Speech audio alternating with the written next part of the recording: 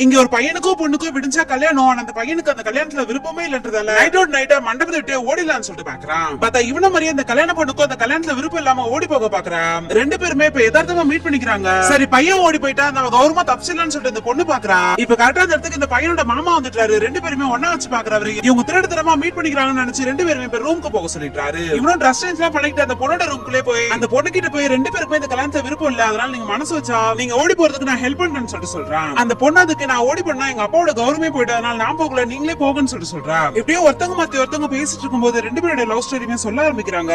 Actually ஒரு doctor பொண்ண one சைடா லவ் பண்ணிட்டு இருப்பான். அந்த பொண்ணுமே கொஞ்ச நாளுக்கு அப்புறம் ஓகேன்னு சொல்லிட்டு வா. ஒரு நாள் இவன் கால் அட்டெண்ட் பண்ணாம இந்த பொண்ணு பார்க்கறதுக்காக லேட்டா வந்திருப்பான். இந்த பொண்ணு பட்டு அவனை சந்தேகப்பட்டு என்னென்னமோ பேச ஆரம்பிச்சிருவா. இதனால ரெண்டு பேருக்குமே பயங்கரமா சண்டை வர ஆரம்பிச்சது. இவனுக்கு வர அவங்க அப்பா சீக்கிரமா பொண்ணு பாக்குறாங்க, கல்யாணம் பண்ணிக்கோன்னு சொல்லிடுவாரு. அந்த பொண்ணு இவனுக்கு கரெக்டா கால் பண்ணி எங்க அப்பா உன்னை மீட் பண்ணணும்னு சொல்றாரு, சீக்கிரமா வான்னு சொல்லிட்டு சொல்றான். இவனும் போறதுக்கு முன்னாடி ஃப்ரெண்டு கிட்ட யாரோட ஃபேமிலியை மீட் பண்ண போறேன்னு சொல்றான். இதை கேட்கிற இவனோட ஃப்ரெண்டும் எல்லாரும் ஃபேமிலியும் எல்லாருக்கும் பிடிச்ச மாதிரி ஒருத்தங்க இருப்பாங்க, நீ அவங்கள புகழ்ந்து பேசினா உன்னையுமே எல்லாருக்கும் பிடிச்சிருன்னு சொல்லி அனுப்புறான். நல்ல ஐடியாவா இருக்கேன்னு சொல்லிட்டு இவனும் நல்லா ட்ரெஸ் பண்ணிக்கிட்டு அந்த பொண்ணோட ஃபேமிலியை மீட் பண்றான். இவனுக்கு எதிரில் உட்காந்துருக்க பையனும் அந்த பொண்ணோட பெருமையா பேசுறாரு. இதை பாக்குற இவனும் ஆமா உங்களை பத்தி நானும் கேள்விப்பட்டிருக்கேன், நீங்க இப்படி அப்படின்னு சொல்லிட்டு அவன் பாட்டு நிறைய புகழ ஆரம்பிச்சிட்டான். இதை பாக்குற இந்த பொண்ணோட அப்பாவும் என் மாப்பிள்ள ரொம்ப திறமசாலிதான் சொல்றாரு. என்னது மாப்பிள்ளைன்னு சொல்லிட்டு இவனுமே ஷாக் ஆயிட்டான். பார்த்தா ஆல்ரெடி இந்த பொண்ணுக்கும் அவனுக்கும் கல்யாணம் பண்ணலாம்னு சொல்லிட்டு பேசியிருந்திருப்பாங்க.